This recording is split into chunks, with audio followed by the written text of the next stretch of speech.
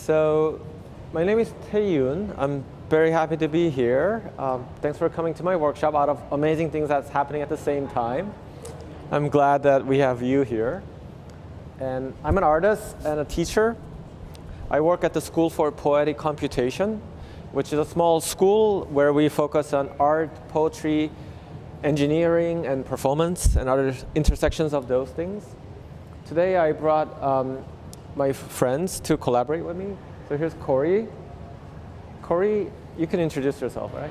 Sure. Hi, I'm Cori. I'm a dancer, choreographer, collaborator, friend of Taeyoon. And we've just taught a workshop earlier today on a movement-based workshop. And Cori and I worked on a project called Uncomputable, which was looking at the limits of computation and like what are the problems of seeing the world as a computer, like what are the uncomputable states in between humans and like emotions. That was in collaboration with Alexander Galloway, who's a philosopher, and Cori. And we also have two amazing collaborators getting set up. So that's Student. Hi, Easy. No, that's Thierry. That's Student. So Student is a musician, sound artist. Student will be working with the modular synthesizer in the later part of the workshop. And Thierry and I am working on some of the physical computing devices that are extension of this project. So you'll have a chance to experience it, and we'll love to hear your feedback. But to get started, we are going to do one or a few activities that will lead into the workshop. So first thing is that if you have beverages, it's a good time to put it away.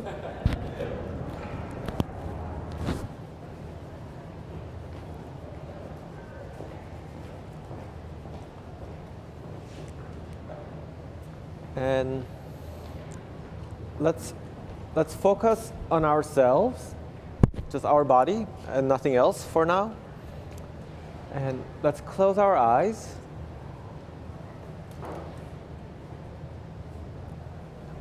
Yeah. Deep breath. And we are going to walk as slowly as we can to the center of the circle. Imagine we are a giant animal. Imagine it takes a few seconds for us to make a tiny movement. Let's close our eyes and be really gentle to walk closer to the circle, to the center of the circle. Wait. Much slower.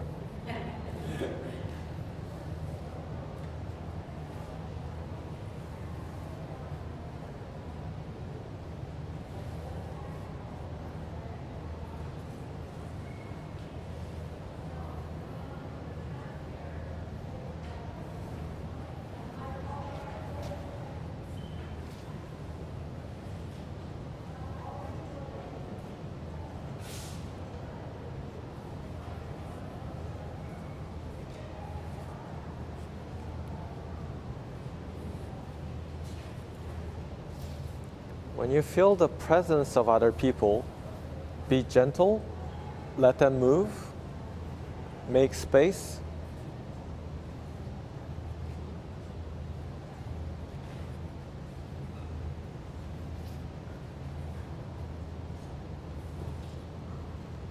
Now, let's open our eyes.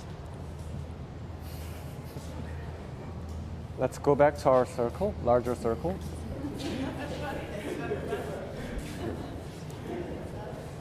All right, so you notice that some people walked faster, so there was some folks were closer to other folks. Those folks, let's try to walk even slower. For those folks who are on the outskirts, let's try to walk slightly faster. Deep breath. Eyes closed. And let's walk as slow as we can to the center of the circle.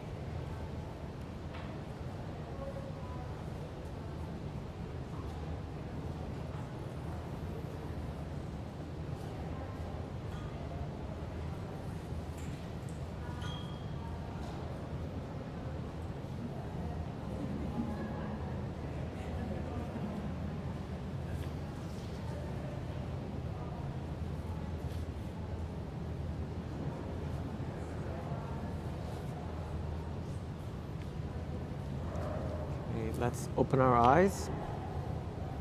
And we have a different shape now. Let's make a circle, large circle again. All right.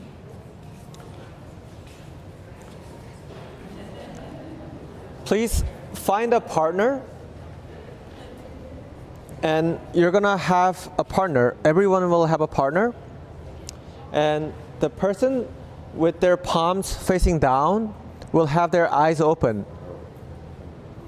And they will be leading the person who's a partner with the palms facing up. So Cori, could we show them? Demo? Yeah. So I close my eyes. Cori has her eyes closed.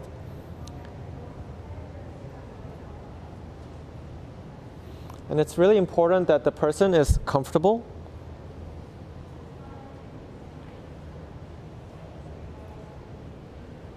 You can stand here.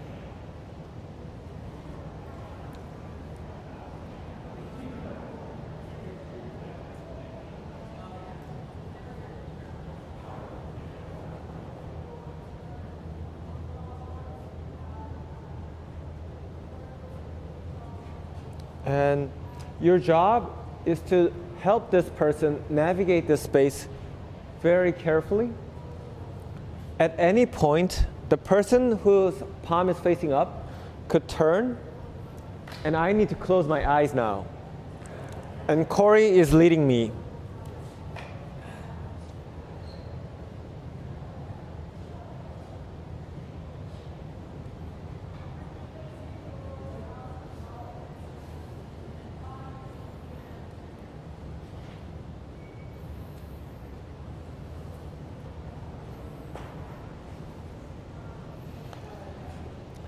And the key is that you need to be very slow and very gentle. You're taking care of the other person, right? And I would like to ask all of you to stay within this area. And there are some obstacles like bags, cameras. Be really gentle so that the other person doesn't fall. Does everyone have a partner?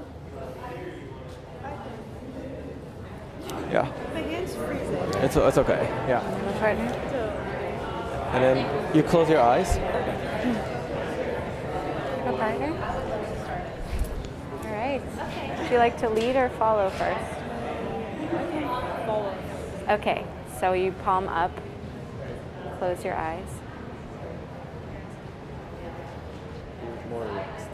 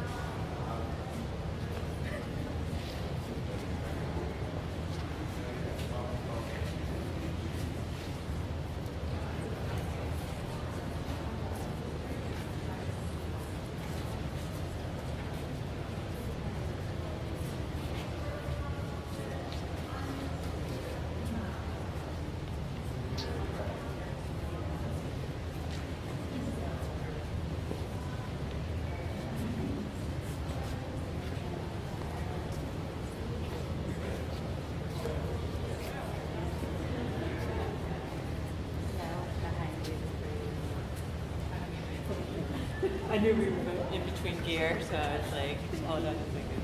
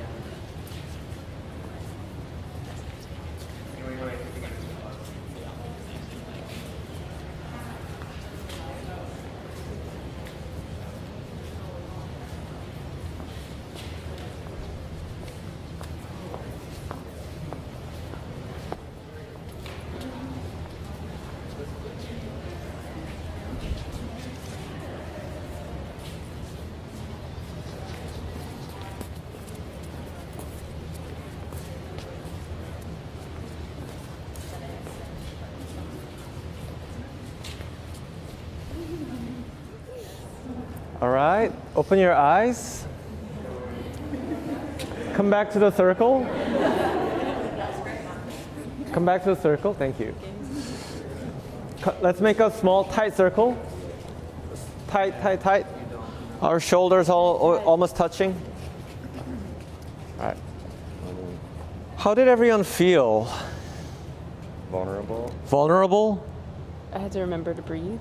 Had to remember to breathe? I felt like I could sense the other person. I don't know, I could sense presence in a different way. I just really enjoyed the flow of like imagining that all these other nodes were kind of moving around me. It was really cool. I feel like I'm swimming. Swimming, yeah. It was a bit like learning a language, like a conversation was kind of emerging. Definitely a language, yeah. I felt like everyone smelled really nice. Everyone smell nice? Yes, smell. It's like a new thing. Sound, right. I would like to, thank you, it was relaxing. I would like to add one more code to this activity. Can I have both of you to be in a partner? Just right hand. Right hand. Right hands. So, and this person has eyes open, and then you have the eyes closed. And can I have you as a volunteer? Yes. So, from now on, and you'll have your eyes closed, there will be no language between the pair. But when I make an eye contact with this person, I'm going to transition.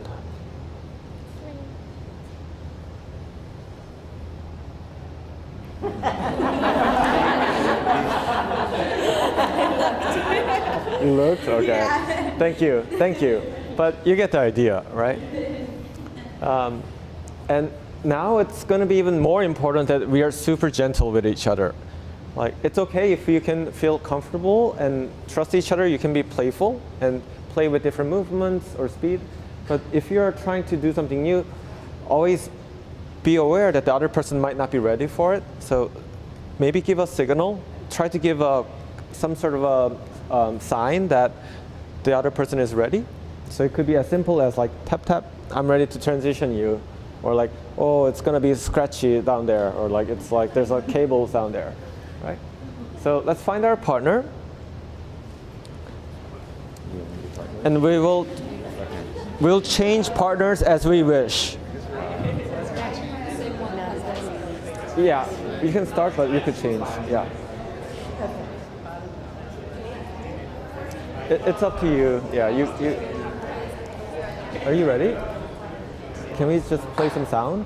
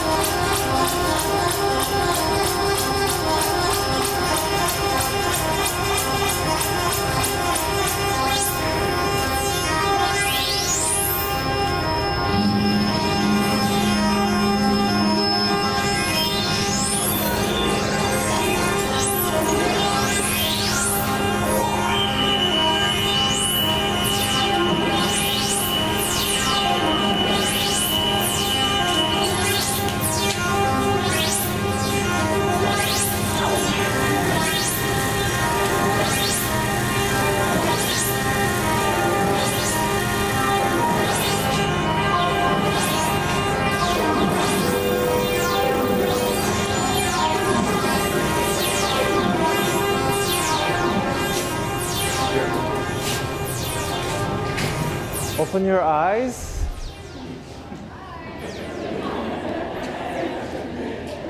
All right, let's make a circle again. Tight circle. What did you discover? Motion sickness. Everyone has a different style. I started to wonder what was leading me. Like, you started to wonder what was leading you? Like, not a person? What kind of force, was this out there that I was following? And sometimes when I'm leading, I feel like I'm not really leading, like they're actually still leading. It's interesting. I feel more and more comfortable, More and more comfortable. but also feeling different. How hands feeling different. How hands are feeling different. How different hands feel different. There was someone who was doing very circular stuff with my hand, and it felt like I was dancing for a minute. It was really cool. Yeah. Yeah. All right, so now, can I have a volunteer? So Cori is my follower, and Cori is following my lead. But I see Harvey here, and I make an eye contact with Harvey. And what I'm gonna do is I'm gonna pair up. Actually, this needs to be like that. Yeah. And I'm gonna open so that Cori is leading now. And then Harvey needs to close his eyes as well because his palm is facing up. So we're gonna try a 3-person connection. And now you can break free from your partner and then come back to another group freely. The rules are going to get messy, and that's part of it. You could make 4-person things or 2-person things. But Cori now needs to take care of 2 people. I have a question. If one of your hands is facing up and the other is facing down, what are you? Well, for this person, I'm still leading. Like, I have my eyes closed, but I'm following Cori. But to Harvey's perspective, I'm leading. So it's... Doesn't mean you have your eyes open. No. Okay, so the following takes over. Yeah. All right, let's find a partner and then try to make 3-person connection. You can split anytime. Yeah, you can walk away. Yeah. Yes. You can disconnect and open your eyes. Okay, yeah. Do you want to pair up with some your eyes? Or Your eyes are closed. Yeah. But if you want to, you could do that. You could initiate that. Okay. Yeah.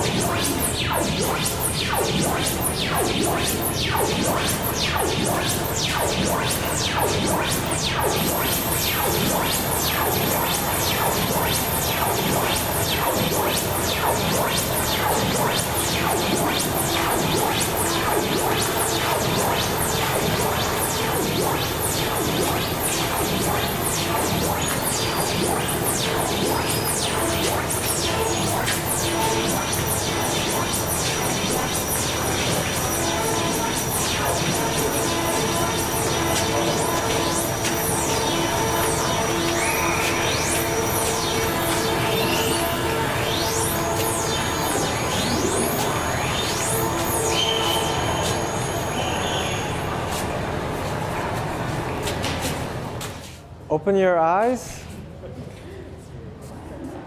It took when he was 6. All right. Got really long. Let's make a small circle. Tight, tight, tight circle. Let's be shoulder by shoulder. All right. I think now I would like to hear from everyone. Let's go around and let's just share one thing that we experienced right now. So let's start with here. And let's not give ourselves names, but let's just share what we felt. Okay. I'm very ticklish, so there's like some fingers in here like this. I, at one point, was like leading 9 people, and I wanted to like drop all of them. So much power. So I just flipped my hand, but I couldn't tell the power if everybody flipped down the wall. Yeah, I was really enjoying the flow, but I was also just, the moment I joined I was the last person in the chain of the 3, and then I joined one more, and then I was just, for the last 5 minutes, I was trying to figure out how many more are there, how big is the snake. So yeah, but it was confused, and I felt the flow really. I joined late and I was just observing and I was jealous because I went to a presentation. It gets very disconcerting when there's like 9 people and you're at the 7th. But what I mostly noticed is you can feel the light on your eyes when you're facing that way, and then when you go back up, it gets darker. There was a moment I introduced the person I was leading, and after that I was always worried about losing the next person. Like losing my tail. So I was worried I would be the leading person, and I don't want to take the responsibility. I didn't realize I was in change, like very long. I thought I was in 3 the whole time. I got very disoriented. I was like, this is going in a lot of ways. But it was very interesting to open my eyes and see that we were like all really change. When I was leading a group of 6, I felt very kind. And so I went to find a tail. When I was in the middle of the 3 chain, I felt like I was acting like a parent. I wanted to take care of the kid and the grandparent there, and I felt like the responsibility. I was thinking a lot about that, and that the moment was like such a moment that was glitch. Like, what happened? And then somehow you always got away. My eyes were closed the whole time and I was strangely okay with that. Even though every so often I would think, I have no idea how I'm taking care of the people now attached to me. But it just wasn't, just kept staying okay. I had like a puppy following, and it was actually kind of a relief from decision fatigue. But then I had this feeling like this is our life. Like we kind of feel our way and we grab onto each other for orientation, but there are all these things we can't see. I had my eyes closed for most of the time, and it was really relaxing.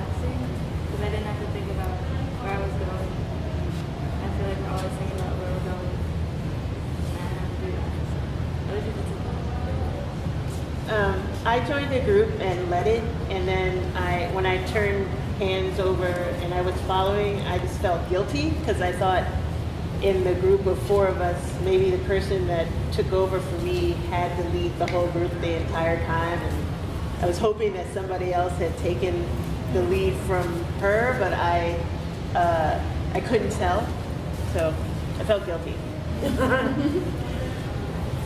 I really enjoyed, like, there was like an exchange of care going on, so even though my role was shifting, that exchange of roles really was meaningful, interesting to shift mentally what you were giving. So I like the combination of care and mischief when you're transferring your follower to someone else, because you have to kind of catch the palm of the other person. They don't know for a minute who's there and what to expect. In the previous exercise, I had felt like a complete loss. In the previous exercise, I had felt a complete loss of control. So then I was leading, and then I was joined and stopped leading, but not immediately. And I continued to feel so responsible, even after I had turned over the responsibility in a way that I hadn't before. It was like being responsible without all my senses, or like responsible shared down the line, because I didn't know how far it went.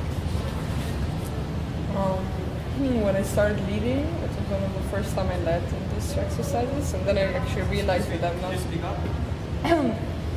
I was leading. It was one of the first times I was leading here, and I realized that somebody almost fell somewhere. So I was just like, okay, I'm not doing it well. And then I was questioning the rules of the game, and then I realized they're not really rules entirely. So I was questioning too much and not really feeling and being in flow. So yeah. I switched to a lead role for a moment, and then I preferred to actually be a follower. And I liked that I didn't remember I was going back into the halls and I think I felt a distinct shift of letting go. Like when I had my eyes closed, you think you've let go, but then I was like, oh, now I've really got this. I started laughing, actually, let go for a bit. I let that. I just love trying to tell when my eyes are closed. Or whether they were following someone else.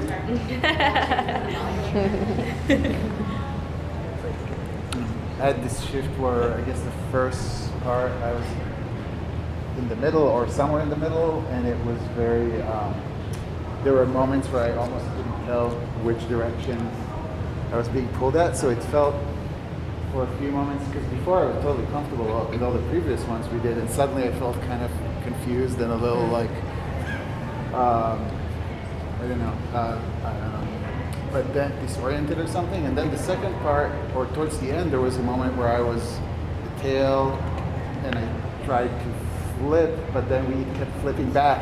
It felt like there was like the communication was going back and forth, kind of in a loop, which was interesting. I love the communication between the people with their eyes open and the passing or initiation of a change without always asking for it, but sometimes it just would happen in the way you'd make eye contact with someone and find an agreement in the moment. And there was one moment that was very moving to me where someone had been leading a group of 3, and then when she saw me with my eyes open, I was alone, she just closed her eyes and gave me her hand plus all the people she'd been leading, and I was like, wow, that's so generous. Oh, I feel like I'm from out of nowhere, so while leading or following, I was asking to myself where I am from, where we are from, where we are going in the same or in the opposite direction. Yeah. I was really distracted by how good everyone smells when someone pointed that out. But also in being like in between, like a connector, leader, follower, I was really nervous about my follower because I didn't know what was going to happen to them. So I was trying to really crowd them like right against me. And then when some people, very rarely someone would push instead of pull. And that was really exciting to have them pushing me. But then at one point I was almost running and I was really scared. And I was at the end of a long chain, but literally. I felt like in the last iteration of this, when we were doing it in the pairs, I was getting really comfortable and it was almost thrilling to like have my leader change, and I was up for that ride. But then when we got into the triplets or more, I felt like my faith was a little bit lost at the beginning, and then it slowly built as we continued. I was leading for quite a bit, and it was a lot of responsibility. Like I was walking around the whole time, like, who can I pass this on to? It was nice to be in an activity where there's not a clear, it's not transparent what everyone else's desires are. And it's nice. It was nice to know to not know like what is it that I should be optimizing for, or so it's and that it felt like that was also we were trying to learn that while we are meandering, is what do our others want, and how can we give that to them? Yeah, I mean, I think I was thinking a lot about like submission and domination, and like what, like the hand figurations and what behavior follows them, like how to be a good follower, how to be a good leader. So that was something that was on my mind a lot, and definitely felt relieved when I got to just follow. So that's portion of the time leading and another portion following, and I definitely like also preferred like not having to make decisions. And then when we got into this, when we got into this iteration with more 3+ people, like you said before, like trying to figure out the new codes of like how we're going to swap people, and like how often are we changing like linkages and stuff. Became a lot more confusing with more people and more variables. I spent a lot of my time with my eyes closed, and in the previous couple of rounds I felt really comfortable with that, and then when we got to the long chain I started to get paranoid about what if no one has their eyes open, and like if there's been some confusion. So that occupied my mind for most of it. I would say there was some confusion in whatever line I was in, and there was a moment where I realized, wait a minute, everyone could have their eyes closed and nobody would know it. I had my eyes closed most of the time, and I realized at a point I changed hands like 5 or 6 times, but I had no idea who I changed hands with. But there was no anxiety about having changed hands. Versus when I first engaged with whoever I partnered with, I was like, okay, we're engaging, there's a bit of a social negotiation, but that all went away when eyes were closed. Great. So I think I'm going to move into the next exercise. Actually, I think this way is better. No. Moving this way? Yeah. I mean, like from there to there? Okay. I think so. That sounds good. All right. Can everyone go to that side of the room?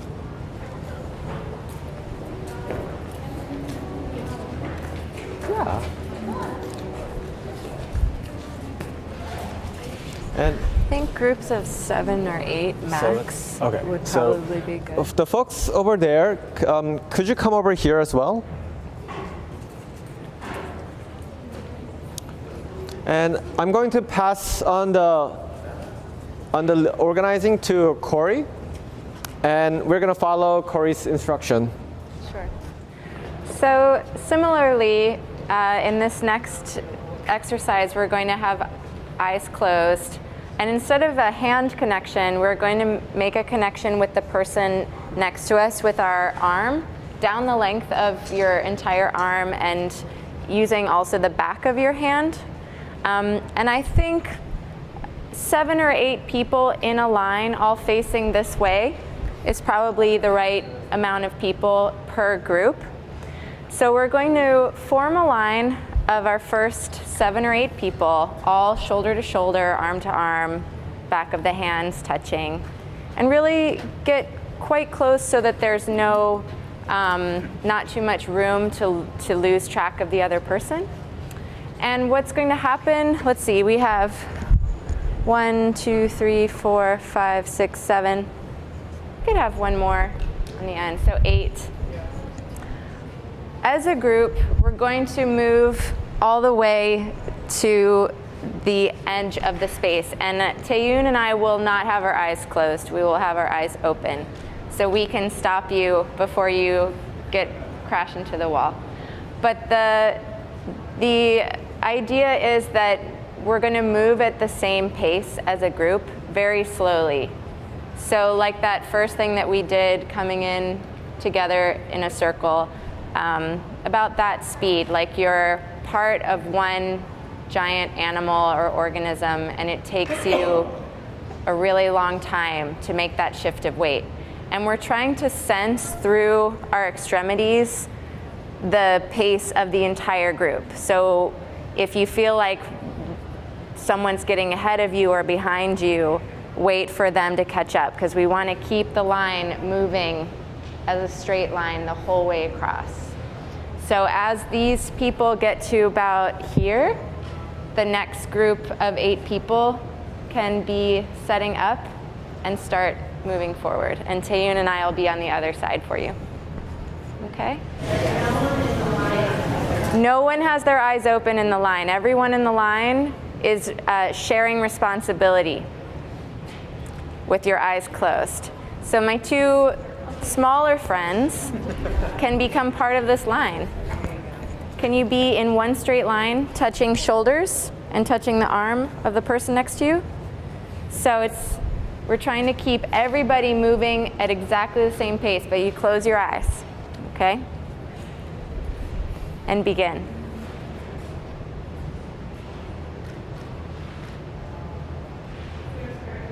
Begin.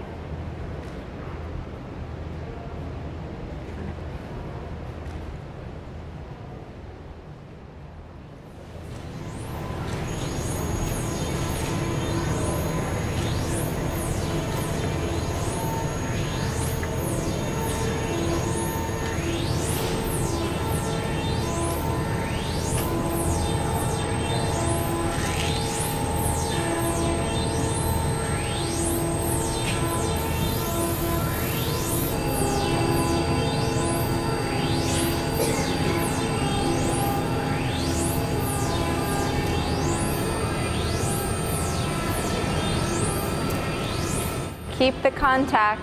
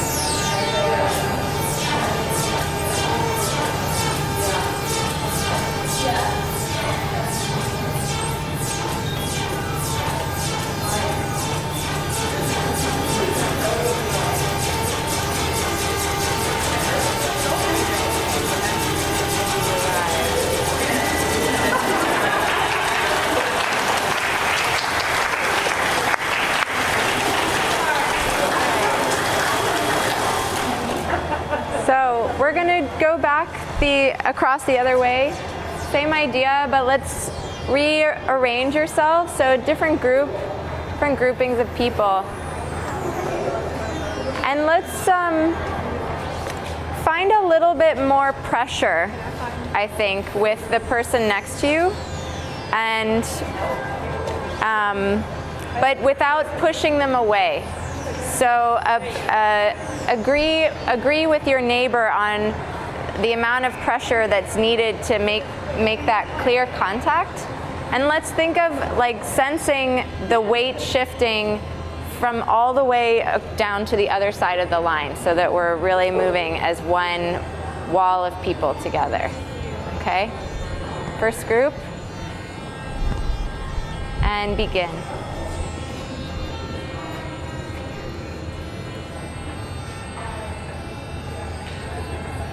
Don't let anyone be left behind.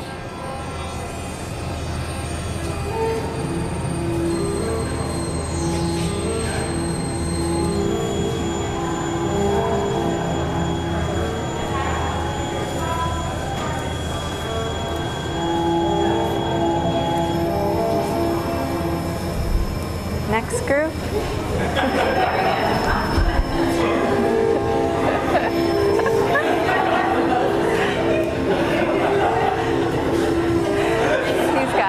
He's got them. Next group. Make sure you start together. Start again. Start.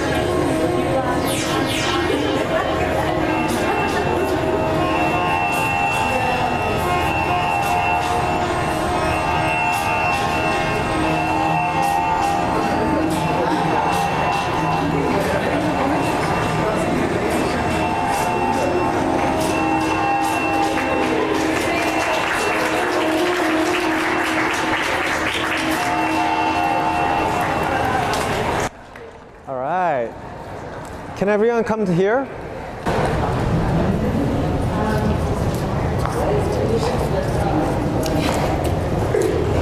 Well, it's a texture.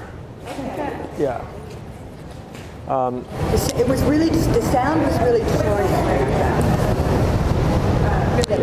Disoriented. Yeah. Like it was disrupting. Completely disrupting my sense of direction. Yeah, but I wasn't sure. Yeah. All right. Now, let's make a circle again. Shoulders together. Who would like to be a dictator for the next 5 minutes?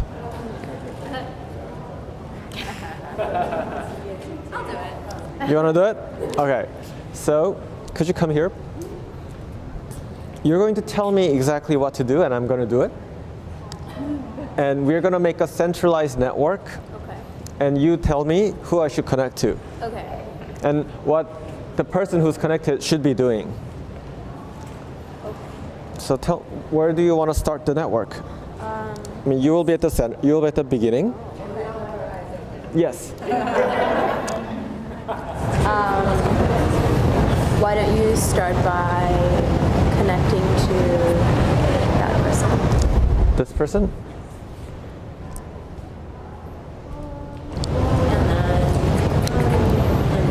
What should this person be doing right now? Oh. Can they connect to other people or can... You're the dictator. Stay right there. Stay right there. Stay right there. Okay. And what else? You connect to Cori.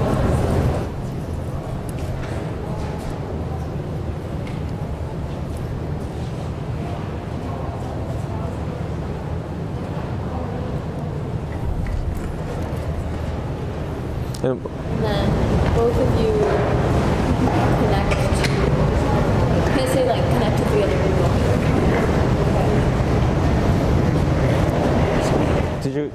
Did Nina hear that?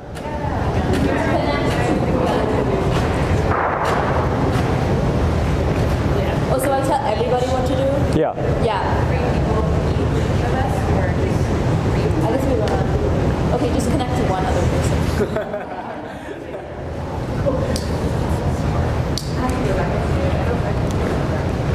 And what do I do?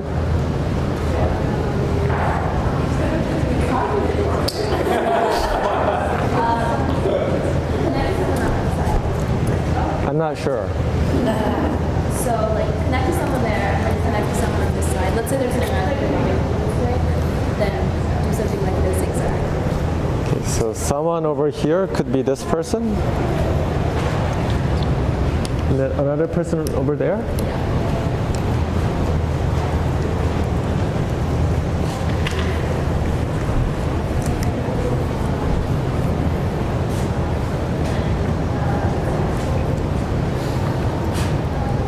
Yeah, see you later, man.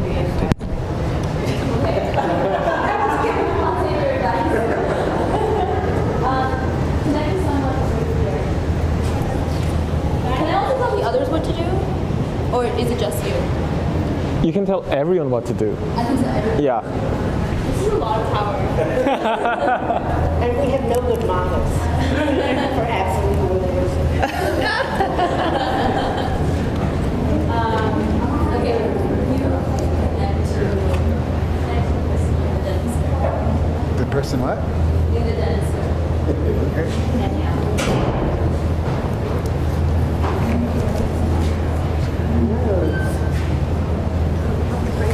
Yeah.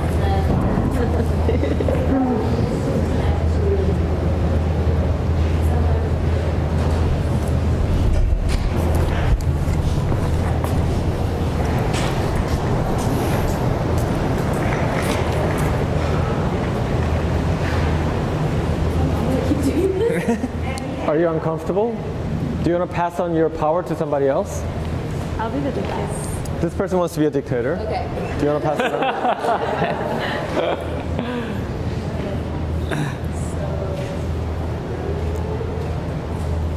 So you think you can do like whatever you want?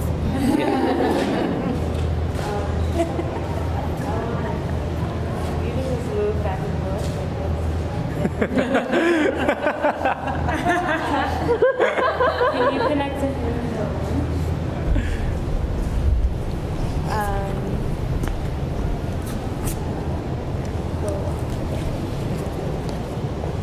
Can you jump in place? If you get tired of and then can you just grab it? Yeah, just like 2 times. Yeah. And then you grab it around her feet, the pastor to his feet. Great.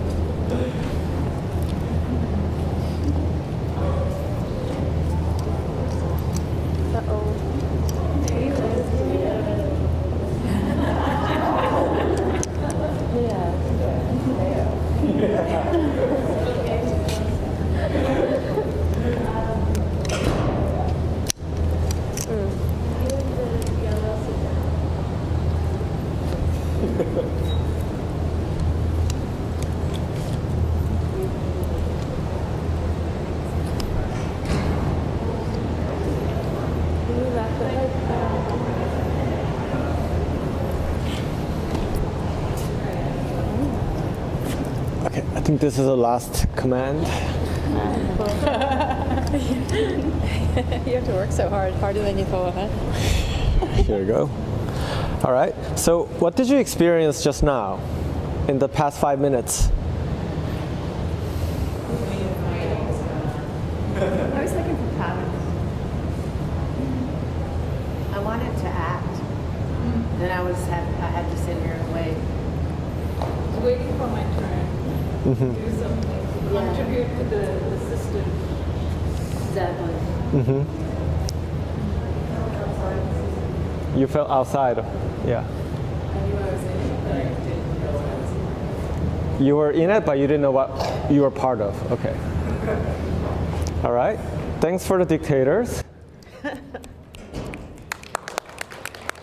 All right. Now, we have to be really gentle with the string.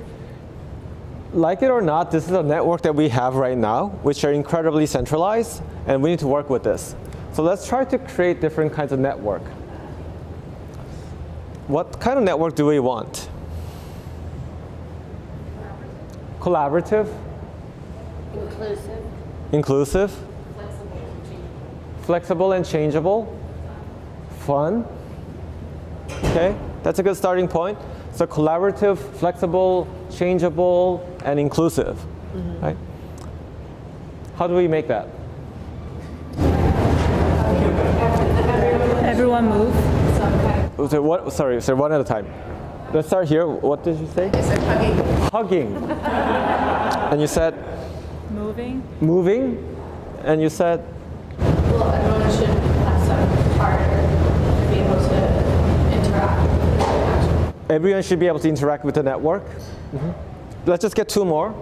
Cut the strings to Cut the string. connections between different nodes. So detaching. So cutting the strings should be an option. Great. People should be able to get into the middle. Can I get an agreement for these 5 rules that we just had? Can we repeat them? So there's one disagreement about cutting the strings.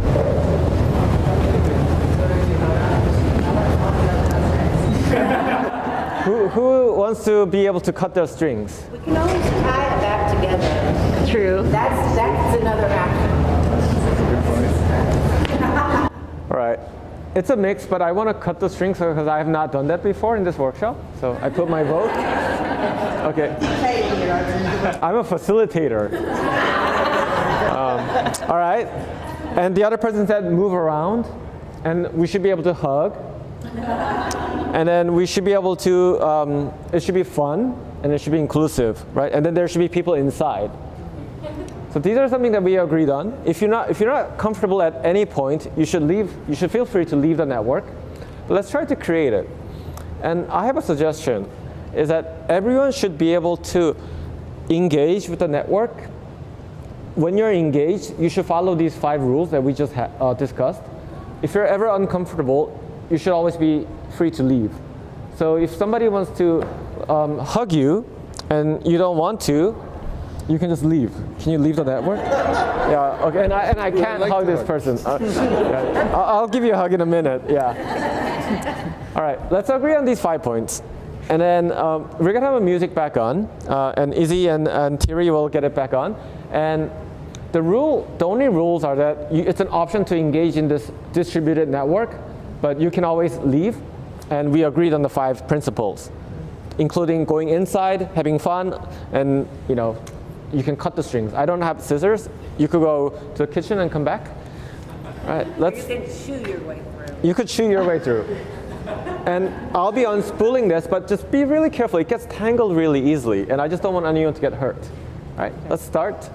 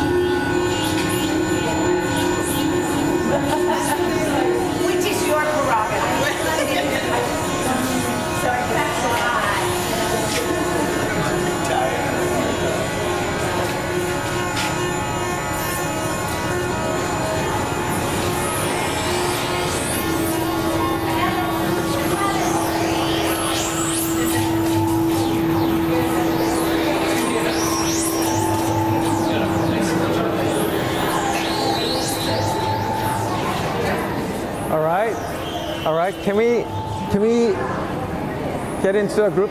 Can you tell them to turn? All right, so let's stay where we are. Let's stay where we are. What did you experience in the past 4 or 5 minutes?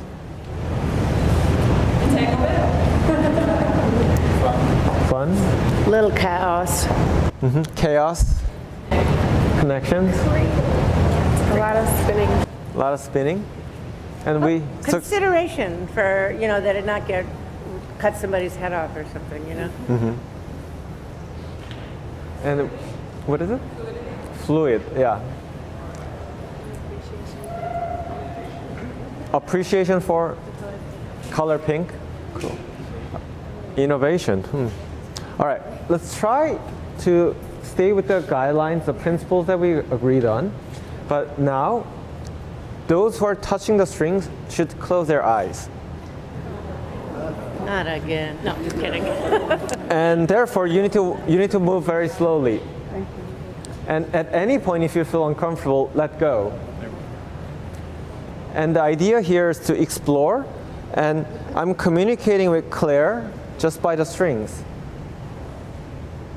Can I go closer? Or can I release? And I'm looking for other kinds of network. And maybe I will let go and then join here. That makes sense, right? Yeah. And if you want to observe, that's fine too. But let's play in this network that we created for a few more minutes. Okay.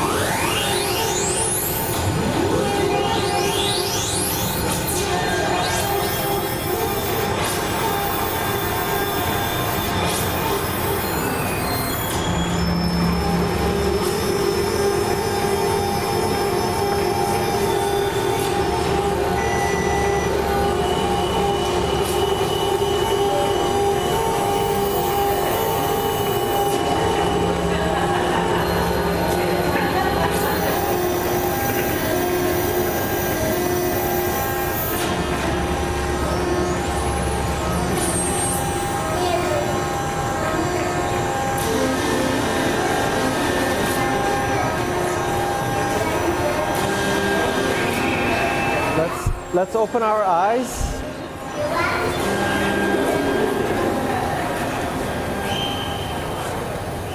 All right. Now, let go of your strings. I will collect them. And Cori's going to introduce the final activity. So the next and final activity we'll do will be to, in a sense, recreate anything that just happened, but with our eyes open and without the string. And we'll open up the space more, I think, to start. And we can add ourselves in gradually, one at a time. And just keep in mind that every time you enter or somebody enters into this space, into this network, they're creating a shift in the entire space, in the group, in whatever's happening. So everyone has an impact. So just be aware of whenever a new being enters into the activity, or when you yourself are placing yourself, you can make a choice as to where you want to have an impact in the space. So let's open up even more.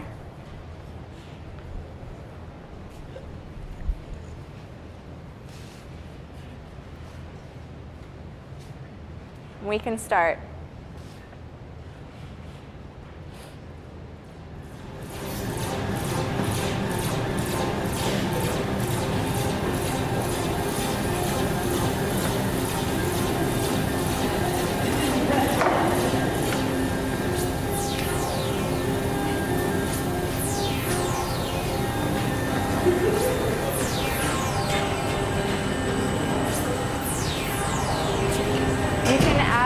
You can observe at any point.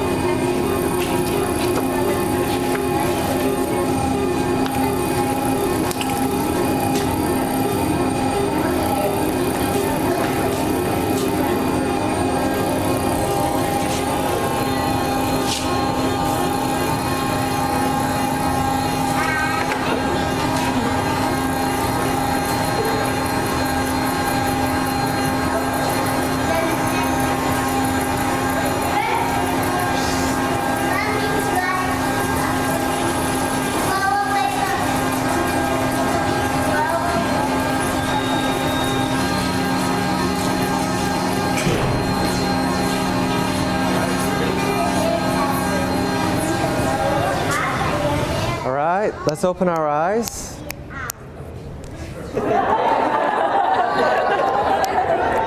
Oh yeah. Yeah. Sorry. All right. Let's make a small circle. Just any last thoughts about the final activity?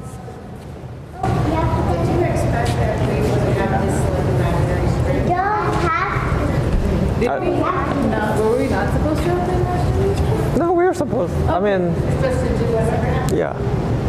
Yeah, it's interesting how creating connection. But I think that was a useful sense memory.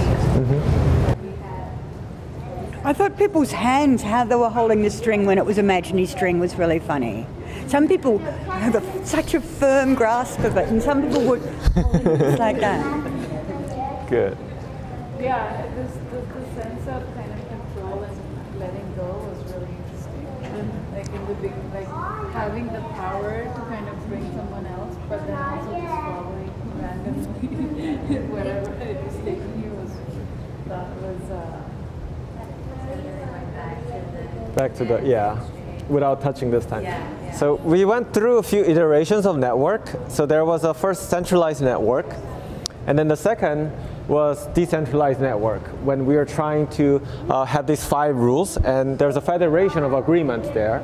Now finally we had a completely distributed network. There's no center, there's no protocol, but we were able to connect and disengage. Can I have your attention for 10 more minutes, because I have about 15 more minutes of time.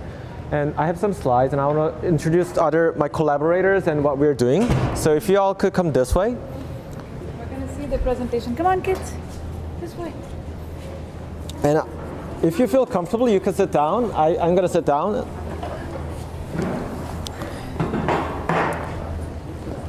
So thanks so much.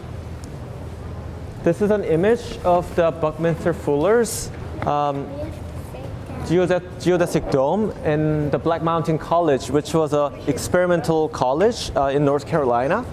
And here he's trying to test the module that he created with his students. And he was seen as this archetypical modern genius. He was a very polymathic, and he was able to create these models in which other models would be generated.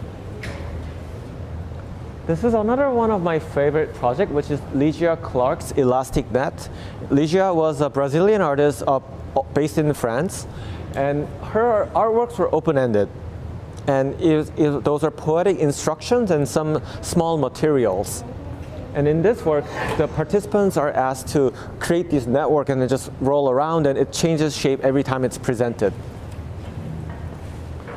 I would like you to think about 2 different kinds of network, or 2 different qualities of the network that are worth seeing. The one is rigid, modular, and scalable. The other one is elastic and flexible and intimate. If we just have the world that is rigid, that is just code, we might have a world like a Buckminster Fuller's dome, where it's an environment, but it's very shallow and it has many gaps in between.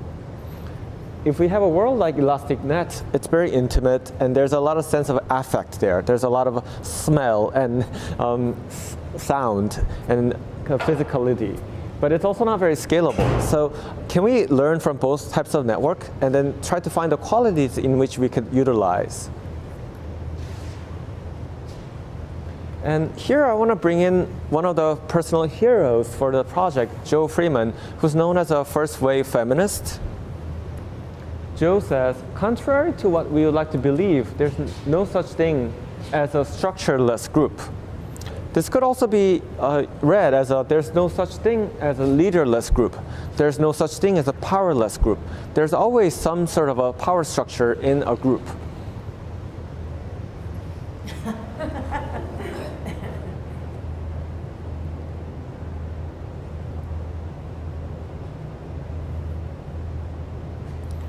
So we try centralization, which is definitely like obvious who the power is, and even the decentralized one, the second one we did, has some sort of a power structure that we subscribe to.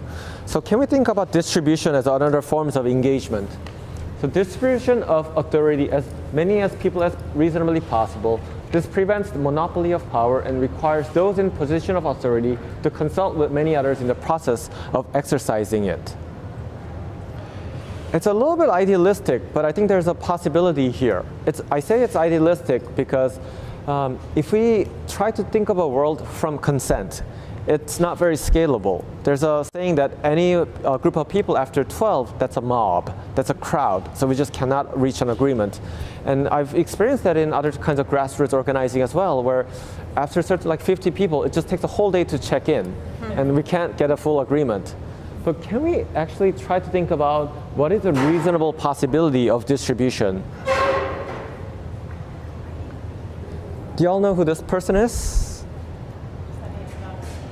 It is John Wayne. John Wayne portrayed as the cowboy in 1972. This is a very silly movie. It's just about cowboy heralding a group of school children to become the new generation of cowboys. You can watch it easily.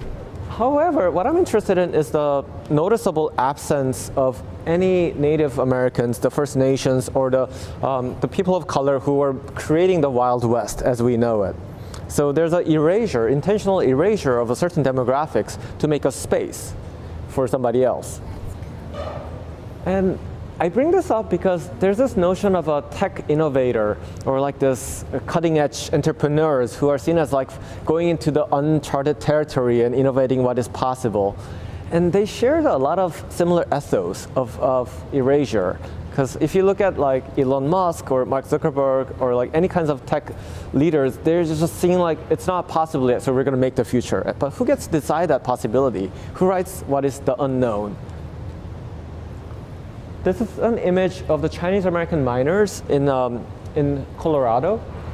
And those folks are usually called as coolies at the time, as a derogative term. But they were the laborers behind building the infrastructures of the Wild West. We could talk about the same way for the African Americans who were involved with constructions of the West or telecommunication infrastructure that was mostly Asian and POC laborers, not to mention the Native Americans. So what is their story of the internet?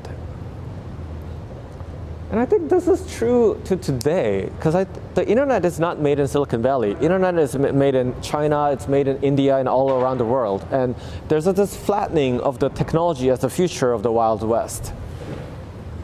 So it comes to this project that I've been working on for the past year. And the concept of decentralization and distribution are related, and they're not exclusive, but it's important to distinguish the two. So decentralization is collection of centralized network, whereas the distribution is the web. It only exists because of the connections in between. And I like to think of it like dandelions. There are some technical protocols that I will just briefly mention for those who are interested. There's things like DAT, it's written DAT. This is essentially a peer-to-peer protocol. So we are not using HTTP, which is a hypertext protocol, but using DAT, and I can connect to my friend's computer directly. So we are bypassing internet service providers. We're still using the fiber optic cables and the infrastructure, but we don't need any regulations there. And you can share your cat image with a friend, and then your friend could also share the image with other folks as well. So I don't have a cat, so I share my cat drawing. And we can use tools like Beaker browser to keep a version of that. So it's quite similar to how peer like file sharing networks worked in the past. The difference is that those are good for static files. Like you have an MP3 of a pop song, and you can share it with a friend. And it fragments it and puts it into small pieces and it's shared over distance. So it's not good for the data integrity. So some of the data that scientists are using are like environmental data that US government decided to delete after the presidential election. We can't compromise the integrity of that data. It's also good for communicating real time so that you can send chat messages over the peer-to-peer protocol. I use it to share my archive. So this is the Poetic Computation archive of the projects and the data that I've been collecting. And it's a Raspberry Pi connected to a Wi-Fi router. And I send this piece to the galleries in other countries, and the audience there could log into my Wi-Fi. So it says like Taeyoon.local is a Wi-Fi, and it connects to the Pi that's connected peer-to-peer to my archive computer at the School for Poetic Computation. So it doesn't go to Facebook or Amazon Web Services or any of those. And the content is more important. I mean, we've been talking about the structure, but the content is that I've been trying to ask my friends who are inspiration for me to imagine what the internet should be. So Jessica Lin is a writer and a critic, and Jessica wrote Finding Intimacy Within Black Feminist Criticism, and looking at the internet as a space of intimacy for writing. Shannon Finnegan, who's leading a workshop right now in this space, the poster says, reinventing my strangeness as an art form that only I am the perfect practitioner of. So she talks about accessibility of the internet and what is the internet for the disabled folks. And I started with the fascination of the code, but I realized the code of conduct is actually more important than the code itself. So this whole activity, the performative activity, is an expansion of the code of conduct into a lived experience. And when I do events, like I'll write the code of conduct onto the wall. And sometimes I'm often invited to tech conferences in Silicon Valley. And this is like there's a lot of blockchain folks here. But how can we become support structure for each other? How can we trust others who have nothing in common? How can we build solidarity, not profit, through the network? It's Vin Cerf who made a TCP/IP. So I go to spaces where there's internet pioneers, and like they're really concerned about the state of internet. Those were oftentimes idealistic engineers. They didn't really think it would be this commercialized. So I had a good chat with Vince. Similar activities, different scale. How can we scale the network in meaningful ways? How can we build abundance of trust, not an excess of resources? And the final slide is that life can't be reduced to binary, because we're not computers, we're very different.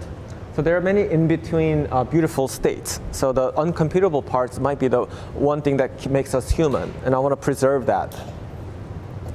On that note, I'm gonna just introduce my friends and what we're planning for the next step. And Thierry. And Thierry and student, and I'm planning a version of this performance at the Whitney Museum in March 27.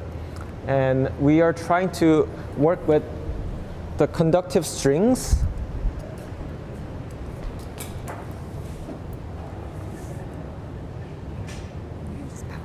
Yeah. Can someone hold this string? Can you pull it out?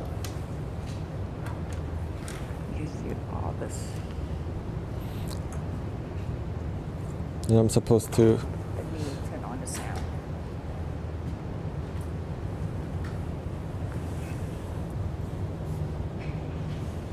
Let's go. Let's expand.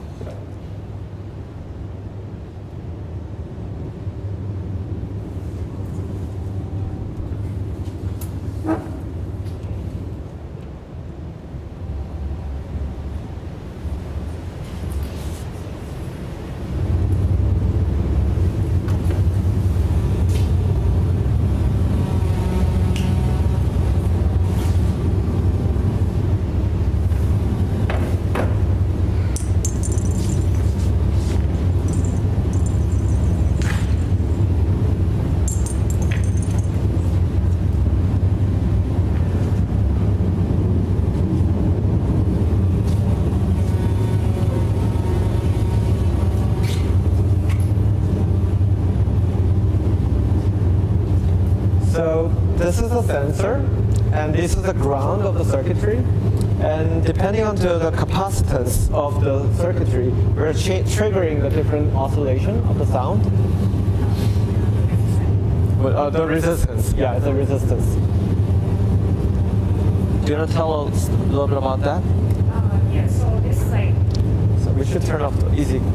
Yeah. Yeah. So basically this is like connect to the ground, and what this is the conductive thread. What is different from the pink one is this one can bring some voltage, and basically this one, the main one, will be the checker, kind of like see, it can tell the position where you touch between the string, and then this 5 string is the one that connect to the ground will work like a resistor. So basically if you connect to each other a lot, it will give me a lot of resistance, and then it change the number to the sound. So that's how it changing the sound. So basically I can check like how many people who touch it and where do you touch it. So yeah, it's an early prototype, but we brought it so you could experience it, and then we would like to get feedback. And the hope is that this will connect to students' modular system. So we'll have a digital and analog and mixed found sound, and then generated sound as well. So I'm gonna leave it there. I'm happy to answer questions on that side, and I would like y'all to experience this while this is here. So thank you for participating, and I'm happy to talk over there. Thanks to Cori as well.